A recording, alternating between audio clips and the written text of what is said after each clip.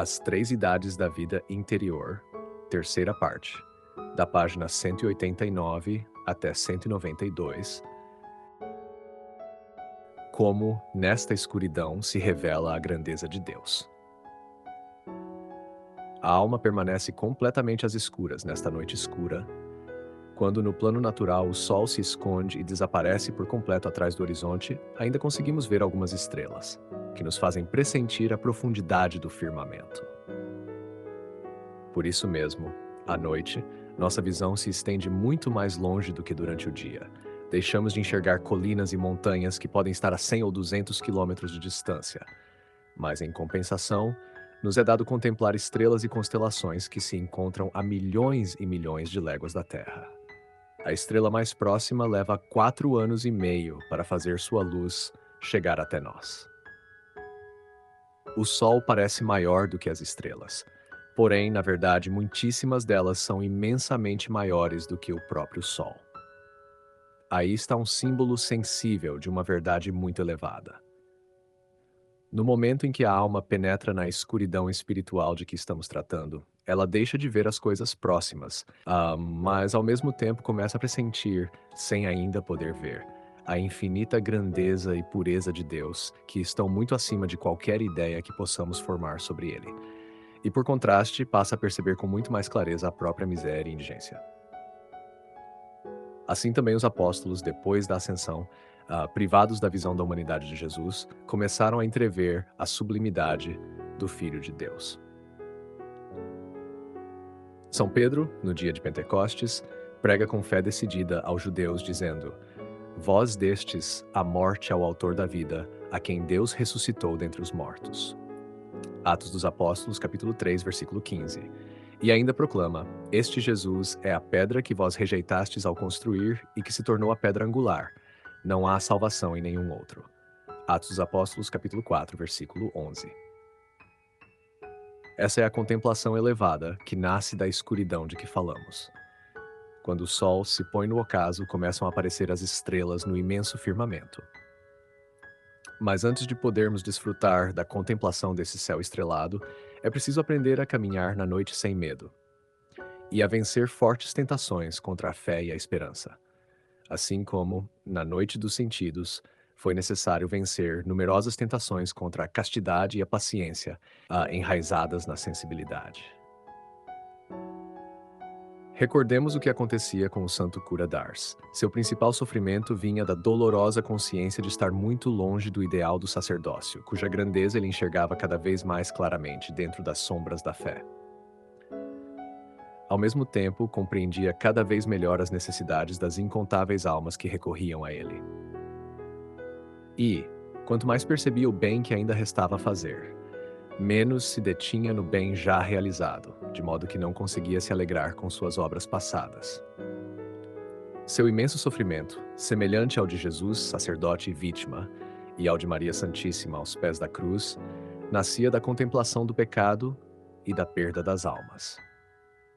E esse sofrimento implicava uma visão penetrante, que nada mais é do que a contemplação da infinita bondade de Deus, tão desconhecida e tão ultrajada, e do valor incomparável da vida eterna. Santa Catarina de Sena observa em seu diálogo que a contemplação de nossa indigência, de nossa miséria e da bondade de Deus são como o ponto mais baixo e, ao mesmo tempo, o mais alto de um círculo que nunca para de se expandir. Há nisso um contraste, uma oposição entre duas realidades que se iluminam mutuamente. Na vida da beata Ângela de Foligno, encontramos um exemplo notável desse mesmo gênero de experiência espiritual. No livro das Visões e Instruções, seção 19, ela nos relata: Vejo-me destituída de todo bem, de toda virtude, e cheia de uma multidão de vícios. Na minha alma não contemplo senão defeitos, falsa humildade, hipocrisia, soberba. Quisera contar a todos as minhas iniquidades. Deus permanece escondido da minha vista. Como esperar nele? Ainda que todos os bons do mundo e todos os santos do paraíso me cumulassem de seus consolos, nenhum remédio me trariam se Deus não me transformasse nas profundezas da alma. Esse tormento interior é mais duro que o martírio. Ela então se recorda de que o próprio Deus sofreu angústias profundas no horto do Getsemane e de que, durante a paixão, foi desprezado, torturado, esbofeteado. Diante disso, ela desejava que seus próprios sofrimentos fossem ainda maiores, pois compreendia que eram sofrimentos purificadores que a faziam penetrar na imensidão da paixão de Cristo. Um dia, a caminho de Assis, ela escutou estas palavras interiores: Ó, minha filha, eu te amo mais do que a qualquer dos mortais. Tu pediste ao meu servo Francisco, esperando alcançar algo de mim por meio dele. Francisco me amou muito e eu realizei grandes coisas nele. Mas se alguém me amasse mais do que Francisco, ainda maiores maravilhas eu operaria nessa alma. Eu amo com amor imenso a alma que me ama com sinceridade. E ninguém tem desculpa, pois todos podem me amar. Pois Deus não pede da alma senão o amor, pois ele ama sem falsidade, e ele é o amor da alma. Jesus crucificado, tendo lhe dado a entrever a sua paixão, acrescentou: Olha bem, encontras em mim algo que não seja amor. Outro exemplo não menos instrutivo da noite espiritual encontramos em São Paulo da Cruz, fundador dos Passionistas. Lemos em suas cartas, volume 1, página 153. As pequenas tribulações, corporais ou espirituais, são os primeiros degraus dessa escada, a alta e santa que sobem às almas grandes e generosas. Elas vão subindo, passo a passo, até alcançar o último degrau. Lá, no cume mais elevado, encontram o sofrimento mais puro, sem a menor mistura de consolo que venha do céu ou da terra. Refere-se à dor provocada pelas ofensas feitas a Deus. Mas se essas almas forem fiéis de tal modo que não procurem consolo algum, passarão desse sofrimento ao amor puro de Deus, no qual nada mais se mistura. Porém, muito poucas almas chegam a tamanha altura. Parece-me que essas almas são abandonadas por Deus, que ele já não as ama e que está irritado com elas. É como a pena da privação de Deus, se me é lícito dizer assim, uma pena cuja amargura não se compara a nenhuma outra. Mas se a alma permanece fiel, que tesouros preciosos ela acumula. A tempestade passa e se afasta, enquanto ela se aproxima da verdadeira, suavíssima e profundíssima união com Jesus crucificado, que a transforma nele e reproduz nela sua própria fisionomia. Convém notar que não foi apenas São João da Cruz quem falou com tanto conhecimento sobre a noite do Espírito por tê-la experimentado profundamente. Já antes dele, Hugo de São Vítor comparava a purificação passiva da alma, realizada pela graça e pelo amor de Deus, à transformação que sofre a madeira verde quando é tomada pelo fogo. A umidade desaparece, a fumaça diminui, a chama vitoriosa se revela. Por fim, comunica à madeira sua própria natureza, e o tronco se converte em brasa pura. De modo análogo, o amor de Deus cresce na alma. No início, as paixões do coração resistem, e disso resultam muitas penas e sofrimentos. É preciso que a fumaça vá se dissipando.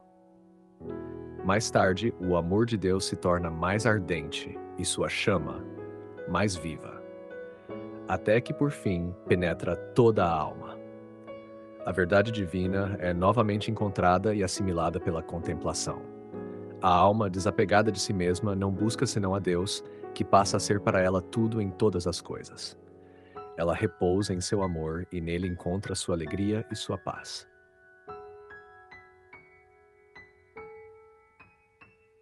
Essas palavras se encontram no comentário ao Eclesiástico, homilia 1. O mestre Tauler se expressa no mesmo sentido. Ele escreve que o Espírito Santo realiza em nós um esvaziamento nas profundezas da alma, onde ainda residem o egoísmo e a soberba. Esse esvaziamento é feito para purificar a alma e depois é preenchido, fazendo crescer progressivamente nossa capacidade de receber a graça. Santa Teresa de Jesus trata da purificação passiva na sexta morada, capítulo 1. Na vida de São Vicente de Paulo, lê-se que ele passou, durante 4 anos, por uma prova da mesma natureza, caracterizada por uma tentação persistente contra a fé. Era tão violenta que ele trazia consigo o texto do credo escrito numa folha, apertando-a contra o peito, para se assegurar de que não havia consentido na tentação. Importa destacar que São João da Cruz, depois de Tauler, foi quem descreveu esse estado com maior profundidade, tal como ocorre nos santos em toda a sua amplitude e intensidade, e como ele mesmo sofreu. Mas essa purificação também ocorre em grau menor, e não de forma tão puramente contemplativa, estando unida, por exemplo, às grandes provações que se encontram no apostolado. Se a purificação passiva do espírito nos parece algo extraordinário, fora do caminho comum da santidade, é porque ainda não refletimos o suficiente sobre a profundidade da purificação que a alma necessita, para que possa receber de forma imediata a vida eterna e a visão beatífica da essência divina, sem precisar passar pelo purgatório. Além disso, quando lemos essa doutrina exposta pelos grandes mestres da vida espiritual, muitas vezes o fazemos movidos apenas por uma certa curiosidade acerca das realidades divinas, e não por um desejo sincero de santificação pessoal. Se esse desejo estivesse verdadeiramente em nosso coração, encontraríamos nessas páginas o que há de mais precioso para nós, o que é, de fato, o único necessário. É preciso, de um modo ou de outro, passar por esse cadinho purificador, para que tenhamos da paixão do Senhor, de sua humildade e de seu amor por nós, não apenas um conceito vago ou teórico, mas uma experiência vivida e sentida. Sem isso, não existe amor verdadeiro à cruz, nem tampouco autêntica santidade. Devemos estar profundamente convencidos de que o mundo está repleto de cruzes. Cruzes, infelizmente, infrutíferas, como foi a do mau ladrão. Queira o Senhor que nossos sofrimentos não sejam estéreis, e que nossas cruzes se assemelhem à do bom ladrão que o salvou, e ainda mais à cruz de Jesus, para que nos tornemos semelhantes a ele. A graça santificante, em a medida de que conta, nos torna cada vez mais semelhantes ao Senhor. E sendo graça cristã, ela nos conforma com o Cristo crucificado. Essa semelhança deve se aprofundar e purificar continuamente até a nossa entrada no céu. Também, não devemos esquecer as diferenças que existem entre alma e alma, nem os meios de que cada uma dispõe e pode alcançar. Jamais é lícito exigir delas mais do que podem oferecer. A umas, um heroísmo contínuo, a outras, pequenos passos, como os de uma criança, que pouco a pouco as conduzam ao fim que devem atingir. Mas, para se assemelhar a Cristo, todas precisam se sacrificar, na medida de suas forças. Transição, reflexão teológica, causa da purificação passiva do espírito. Já tendo descrito a purificação passiva do espírito, como se manifesta especialmente na vida interior dos grandes servos de Deus, queremos agora explicá-la do ponto de vista teológico, determinando a causa deste estado espiritual. Como já vimos, trata-se de um profundo conhecimento experimental de nossa indigência e miséria, e ao mesmo tempo da infinita grandeza de Deus. Esse conhecimento é acompanhado de grande aridez espiritual e de intensos desejos de alcançar a perfeição. Mas qual pode ser a causa de uma contemplação tão escura e dolorosa? São João da Cruz responde: como deve responder um verdadeiro teólogo, valendo-se da Sagrada Escritura. Ela nos fala em muitos trechos de uma luz purificadora e de um fogo que limpa a alma de suas impurezas e de toda escória. A luz infusa que purifica, o fogo espiritual que consome. Encerramento devocional. Peçamos ao Senhor com humildade e confiança que essa luz e esse fogo de amor nos purifiquem profundamente, para que, unidos a Cristo crucificado, possamos contemplar a glória de Deus face a face na eternidade. Notas explicativas. 1. O coração luminoso de Jesus representa a sabedoria divina encarnada, que emana luz sobre o mundo e dissipa as trevas da ignorância. Jesus, ainda menino, é retratado como o Verbo eterno, cuja palavra ilumina até os anciãos do templo. 2. Os doutores ao redor, em sombras, A presença dos anciãos em sombra contrasta com a luz de Cristo. Simboliza a limitação da sabedoria humana frente à revelação divina. Alguns demonstram escuta reverente, outros confusão ou resistência, indicando a ambiguidade da razão, sem fé. 3. O templo em estilo antigo e elevado. A arquitetura sagrada representa a aliança antiga, ainda em vigor, mas prestes a ser superada pela nova aliança. Jesus está dentro do templo, mas sua presença já o transcende, pois ele mesmo é o verdadeiro templo de Deus. A túnica branca com manto dourado de Jesus. O branco significa a pureza imaculada e a santidade do menino Jesus. O dourado, a sua realeza messiânica e a glória de sua missão salvífica. 5. A expressão do menino, serenidade e autoridade. Mesmo com 12 anos, Jesus fala com autoridade que vem do Pai. Sua expressão revela a consciência de sua identidade divina, em perfeita união com o Espírito Santo. A presença simbólica da luz dourada sobre os pergaminhos. Alguns pergaminhos parecem reluzir com a luz que parte de Jesus. Isso indica que a Sagrada Escritura ganha pleno sentido somente à luz do Cristo, que é sua chave de interpretação. O contraste entre a juventude de Jesus e a idade dos doutores. O paradoxo revela a inversão evangélica dos valores do mundo. Não é a idade que traz a verdadeira sabedoria, mas a docilidade ao Espírito Santo. 8. O fundo em penumbra, exceto onde Jesus está. Toda a cena é envolta em uma atmosfera de mistério, lembrando que a luz de Cristo é progressivamente revelada. Onde ele está, há clareza, paz e direção. Esses elementos visuais foram pensados para conduzir o ouvinte à contemplação do mistério de Cristo, especialmente na cena em que o menino revela sua missão diante dos sábios de Israel. Que este ícone digital desperte em sua alma o desejo de buscar a sabedoria que vem do alto, aquela que é pura, pacífica, submissa, cheia de misericórdia e de bons frutos. Queridos ouvintes, chegamos ao fim deste audiolivro e quero expressar minha profunda gratidão a todos que permaneceram conosco até aqui. Sua dedicação em acompanhar essa obra é um verdadeiro sinal de busca pela sabedoria e pelo crescimento espiritual. Que o conteúdo ouvido possa nutrir sua alma e fortalecer sua fé. Aproveito para convidá-los a explorar as playlists do canal Caminho Católico, onde vocês encontrarão outros tesouros espirituais.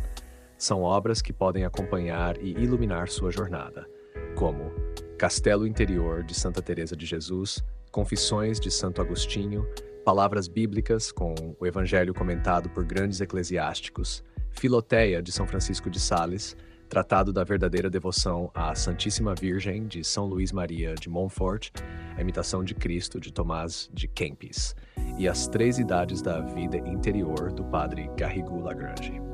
Cada uma dessas obras oferece um caminho profundo de reflexão e conversão, e espero que possam encontrar nelas a mesma riqueza espiritual que proporcionaram a tantas gerações. Nosso canal está sempre aberto para quem deseja aprender e crescer na fé. Continue nos acompanhando e compartilhando essa jornada espiritual. Mais uma vez, obrigado por sua presença e que Deus abençoe a todos.